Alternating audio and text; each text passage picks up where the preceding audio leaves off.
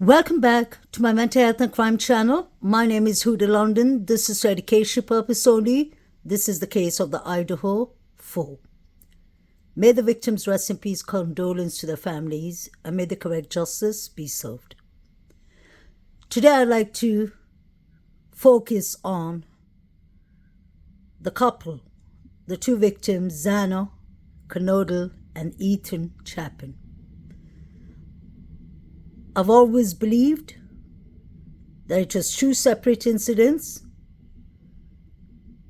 separate targets, and separate motives. From the beginning, I've said that something could have happened to the couple between 2:15 to 2:30. The reason I say that is when you look at the crowd yelling Xana and Ethan's name, and you put a timeline on everything happening at the grub truck, it was around 2:15. Ethan's friend got a text from him, a text message. Ethan said that he was still at the Sigma Chi fraternity party.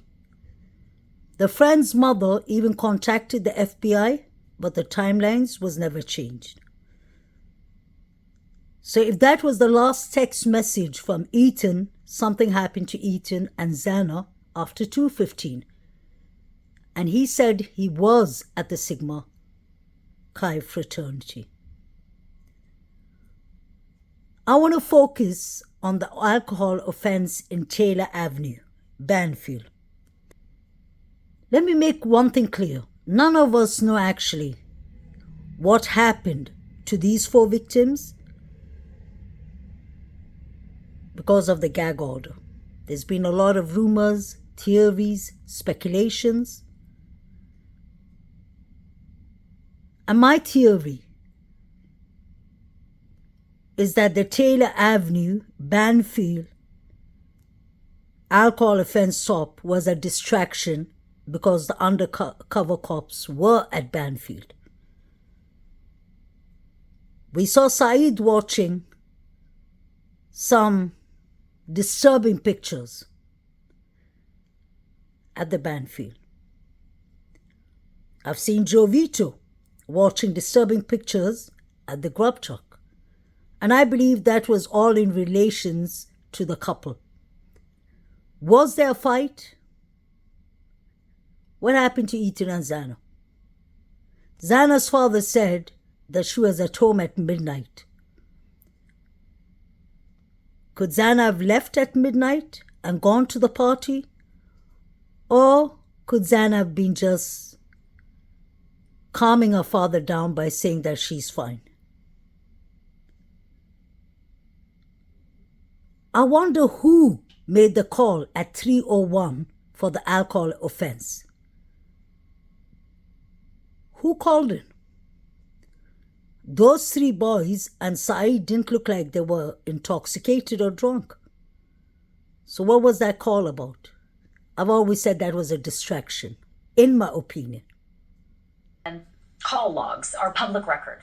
Anybody can see them, and rightly so, because taxpayers pay for that work product. And now some eagle-eyed followers of the Idaho quadruple murder case have picked up on one particular item from the police on the night that the four college kids were murdered. In fact, the incident in question happened at almost exactly the same time as the killings. I'm going to read to you what the police blotter actually says. Quote, there was an alcohol offense reported at 3:01 a.m. on November 13th, and that's the last night the kids were alive. The location, a field on Taylor Avenue. You can see it there. Band. It's called Band Field. So that is not far from the Sigma Chi frat house where two of the victims, Xana Kernodle and Ethan Chapin, spent a lot of their evening earlier on that night. The police timeline puts them at the Sigma Chi party from 8 to 9 p.m. But then there's a big 4-hour and 45-minute black hole where nobody knows, or nobody's saying anyway, where Ethan and Xana were between 9 p.m. until they got home at 1:45 a.m. So our Brian Enton joins me live again, and we're also joined by Gemma Gaudet, who's the host of Idaho Matters on Boise State Public Radio. Thank you to both. Okay, Brian, I'm going to begin with you. The big question is, what do we know about that very strange police call at 3:01 a.m.? Well, we don't know much more than what you just said, Ashley. It was in the police blotter 301, had something to do with alcohol. Police did take down a report, although we haven't been able to get that report at this point. This is the field behind me where the call was made, the big white field right there. That's the frat house you just talked about. You can see with the Christmas lights, and it's all very, very close to the house where the murders happened. I don't know if you're able to, but if you and your photographer Mo could sort of walk me that way, because as I understand it, you might actually be able to walk me at least part or all of the way from where you are to the home where the victims lived. Yeah, we can walk you there. Again, frat house, field. This is like an apartment complex parking lot that we're in, and we'll walk you back, Ashley. And I've been telling you the last couple of days, there's it's a dense area. You know, when you just look at the shot of the house, you don't realize that all of these houses and apartment buildings are around. This is like a little walkway that the students use to get down to the frat houses. And we'll just walk up here. Be careful, Mo, because it's a little slippery. It's been snowing nonstop pretty much all day. Just looks like it let up a little bit. So we go up these steps here. And then this is a little road right here, Ashley. And you see here is the house. This is the house where the murders happened. I had no idea. Wow. I mean, short walk, that's like 55 seconds. I mean, they could have gotten home so quickly from that frat house. I had no idea it was that close, Brian. That's remarkable. Very close. If you'll pay attention to where Brian Enton is standing, you can clearly see the living room, the lights on. There's no curtains. You can see Xana's room. And if the third floor lights were on, I'm sure we would have seen them. So what if the suspect was actually standing here and watching and waiting for them to turn the lights off? We had the four figures running this way. If it takes 1 minute to run to the Sigma Chi fraternity, then why aren't the four figures looked into? I'm sure that the suspects, in my opinion, that did this were both on foot and car. There had to be a white Hyundai Elantra involved, but the question is, was it BK's? I've never believed that there's only one suspect. There had to be many people involved because there was a fight. That is what Kaylee's father told us. The four figures ran this way. It would have been so easy for them to have just done the awful deeds and run to the Sigma Chi fraternity. Let's not forget the president of the Sigma Chi fraternity said that they don't have any cameras. What a coincidence. I believe this was all pre-planned. If Bethany Funk had exculpatory evidence, she could have clearly seen the fraternity boys allegedly running up and down. DM heard rummaging upstairs, and she thought it was the Sigma Chi fraternity boys. Why would she say that to the grand jury? Why did that leak out? There were people seen with masks that night. The person with the green jacket below and the ski mask was seen at 3:01 in front of the house. Did they decide to call the police at Banfield so that they could distract what they were doing so that the four figures could have run home?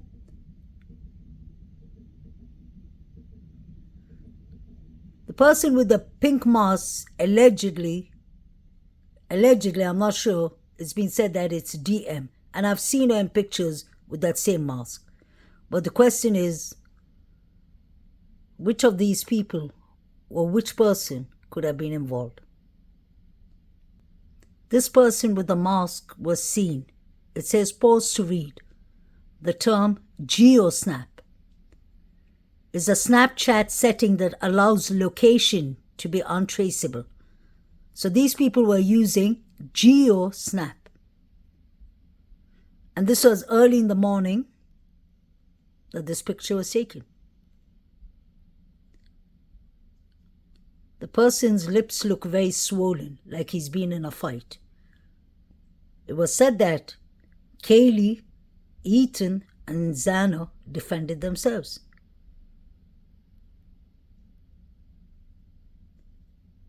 Allegedly.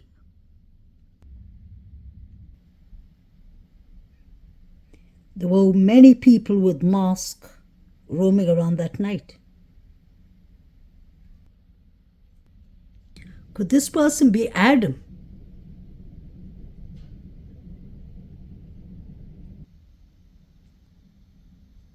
Trigger warning. So the Sigma Chi fraternity do have K-bars.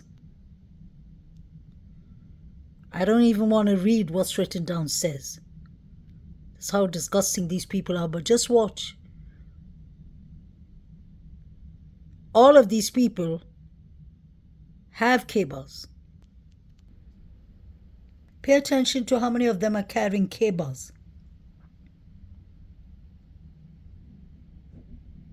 This is for fair use purpose. It's from Euphoric, I think a TikTok channel. These people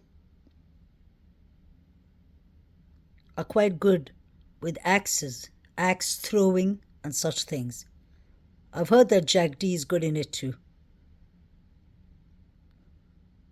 Wow, imagine he's balancing that on his chin. And if it falls off, it'll go directly into places it's not supposed to. Report claims the two roommates who survived the massacre were awake and texting each other while their four friends were stabbed to death one by one. This new revelation reportedly coming from grand jurors on the case and leaked to family members. Now, the only suspect, Brian Koberger, is still awaiting trial. According to the probable cause filing, one surviving roommate says she witnessed the killer, described as having, quote, bushy eyebrows, walking past her and then out of the home. Prosecutors say they do have Koberger's DNA found on a knife sheath left under one of the victims, and the judge has entered a not guilty plea on Koberger's behalf. Let's bring in Misty Maris, legal analyst and trial attorney. Misty, thank you so much for your time. So this is a new twist. It allegedly comes from grand jurors in the case, but no one is going on record. What was your initial reaction to this potential bombshell?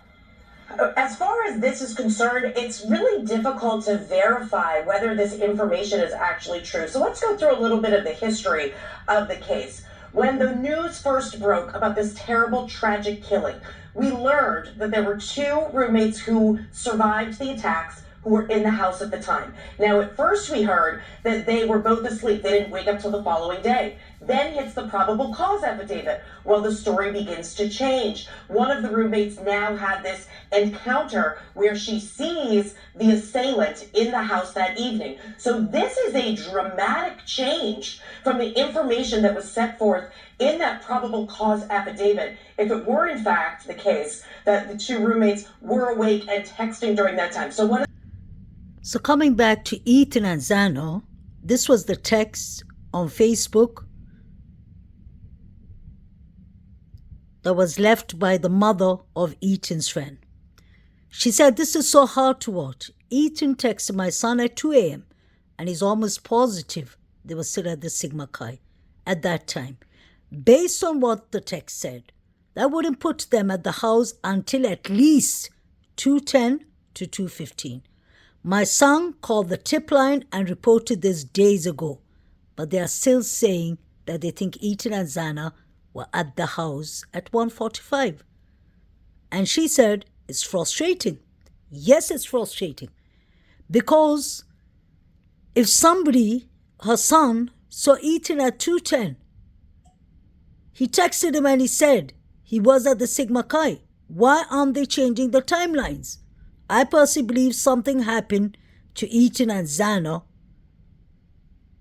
around 2 to 2:20 a.m.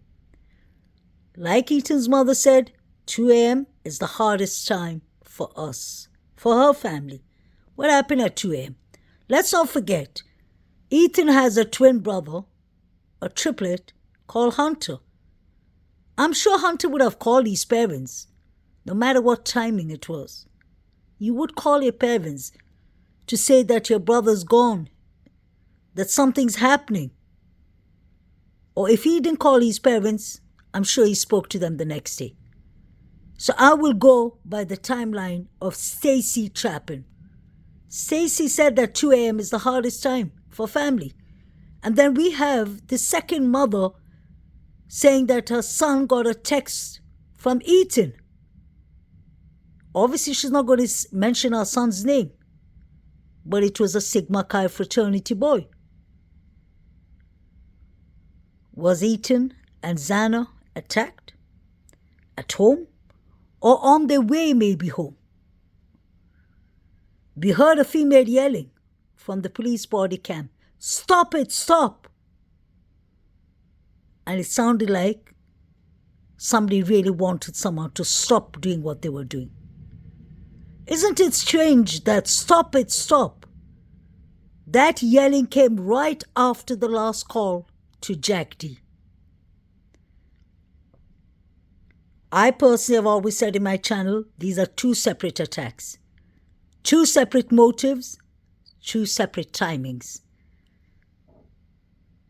Whether it happened at 1122 Kings Road, outside, inside, the backside of the house, what I'm trying to say is something happened to the students, the couple between 2 to 2:15.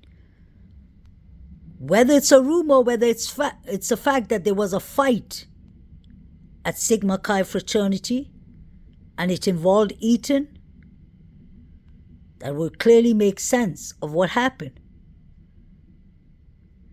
The 4chan makes sense because they had 3 targets: Xana, Ethan, and Maddie.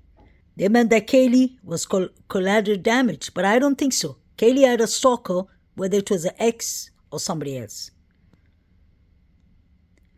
Kaylee and Maddie, I believe, were attacked later. I've always said that.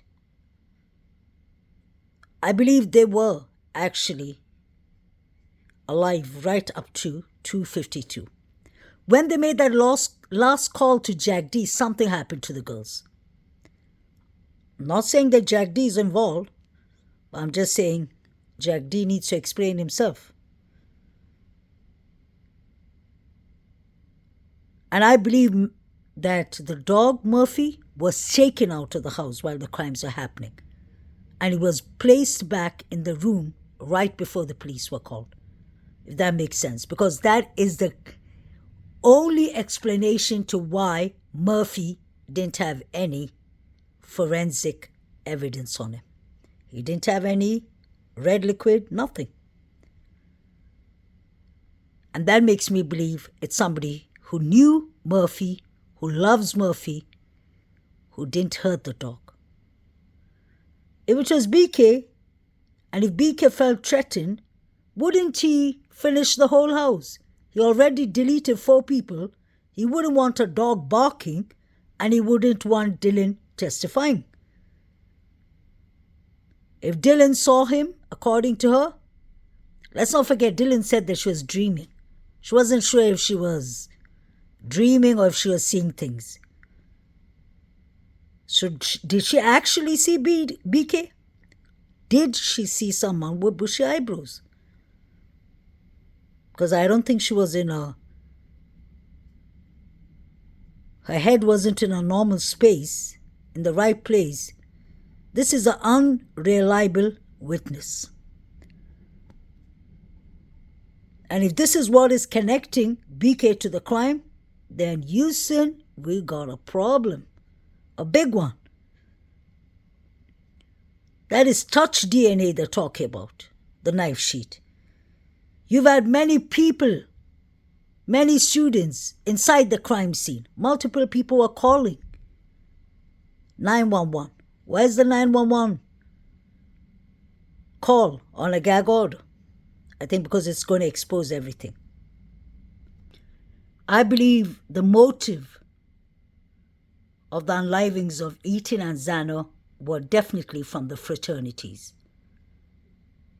The frat boys had problems with Eaton, and Zano wouldn't take that, I believe. And I really believe the theory of Hoodie Guy. It's been said that Hoodie Guy was out for Eaton because Eaton got him kicked out of his frat. And he was out for Kaylee because she got him kicked out of the corner club. Why aren't they focused on Hoodie Guy when he has a criminal record? Why aren't they focused on Hoodie Guy when he was the last person to see Maddie and Kaylee alive? He was upset that they left, and he passed a threat. He said, you know we're going to get you for that, Maddie.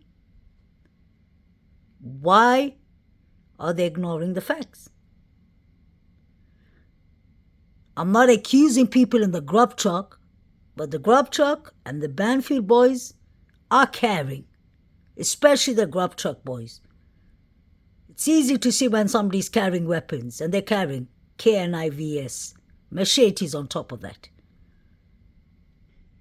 2:58 in the morning, and this is what Saeed is watching. I really want to know what Saeed is watching. I've exposed this from the very beginning of the case. Saeed, what are you watching?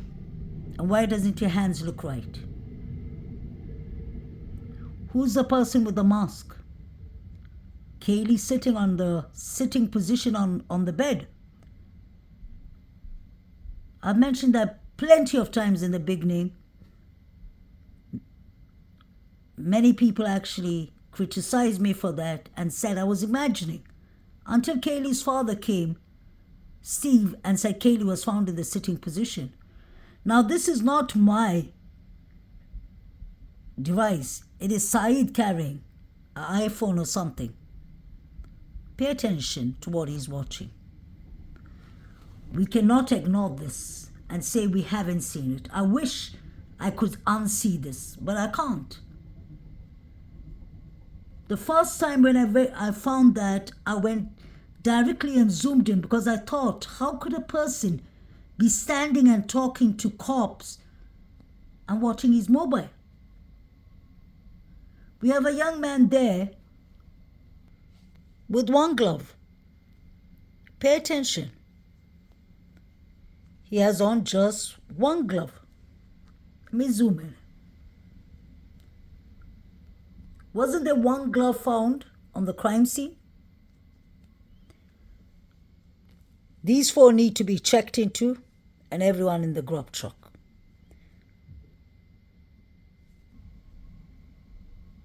Could that be DM with a mask, or who is it with a mask? That looks more like a female when you look at the neck, but it could be a male, a thin man. Could that be a hoodie guy? Because he's wearing a white hoodie and this person has a hoodie on. Wonder if that is a K9 mask. Let's not forget it was the time the epidemics were happening. Was he watching it on G or Snap? You have the detectives pulling up a black coat that looks like Maddie's coat behind the bushes. This is the spot the three boys were standing with the police in Taylor Avenue. They kept on looking at the bushes. I wonder if Maddie was attacked near a house. They could have brought her down, dragged her down here, or did the driver drop them off at Taylor Avenue? How could Maddie's coat land here?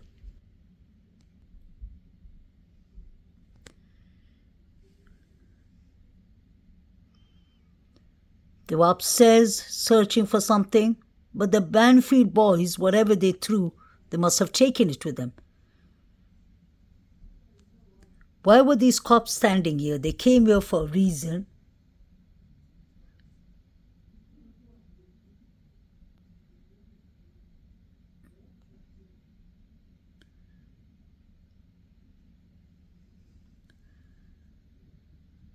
There they pull up the coat. They check the pockets inside the coat. Why didn't they take the coat with them?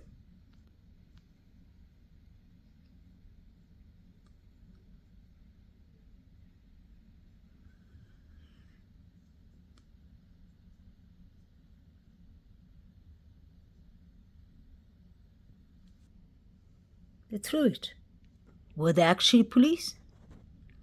Why would a police take a coat, check the pockets and throw it back when they know that there are 4 victims who were just deleted? Wouldn't you want to take each and every piece of evidence, bag it, take it with you, and if it's nothing, throw it away? But they didn't do that. Saeed is watching something or someone with a mask, and there are many other people there. Looks like there are 3 people sitting down or standing. Someone with long hair. Was he watching all this on GeoSnap? Chat. Another picture Saeed is watching on his phone. I know they're blurry, but I really believe they mean something. Why would you be watching all these pictures in front of the cops? Look at these pictures. And look at Saeed's hand.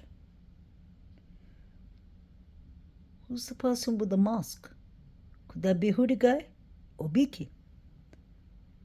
Kaylee's clearly sitting on the bed.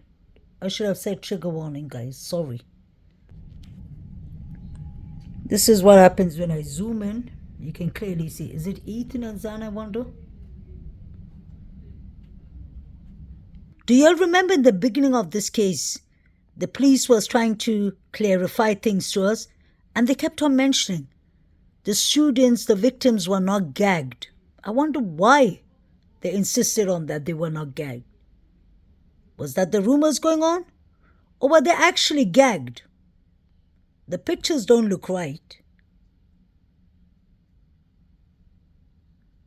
And for one person to take down 4 victims, they have to either have a gun or they have to have some way of calming them all down. But if there are a couple of people, if there are more than 2 people, they can easily gag them up. I believe this black truck is really crucial because the tripod saw this black truck parked in front of the house and a female yelling hysterically from behind the sliding door. This was at 3 o'clock when the truck passed. DM has a black truck and Jack D has a black truck too. Now, honestly, does this look like a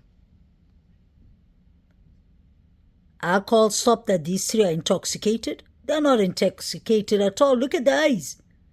Where did they come from? They're standing near the bushes where Maddie's jacket was thrown. Look at the one on the right. The shirt doesn't look right. It looks like a female shirt. It looks too small for him. Guys, just to be clear, I'm not criticizing anyone. I just want to come to the bottom of this. I want the correct justice to be served. And I'm just pointing out what doesn't look right. Why does he have his hands crossed the whole time?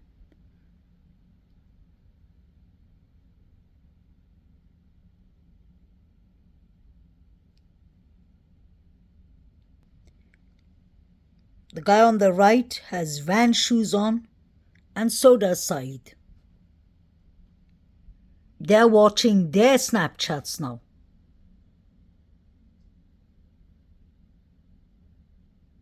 It's heartbreaking. Something was actually happening the minute they were watching these pictures. Somebody was there slaughtering, hate to say the word, these poor students, these poor victims.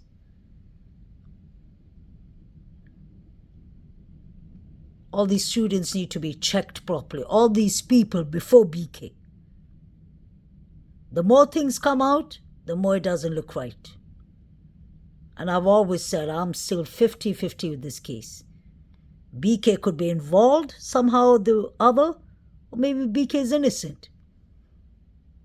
But I believe the Hoodie guy, Jack D, Adam, all of them need to be checked into. Please like, share, and subscribe.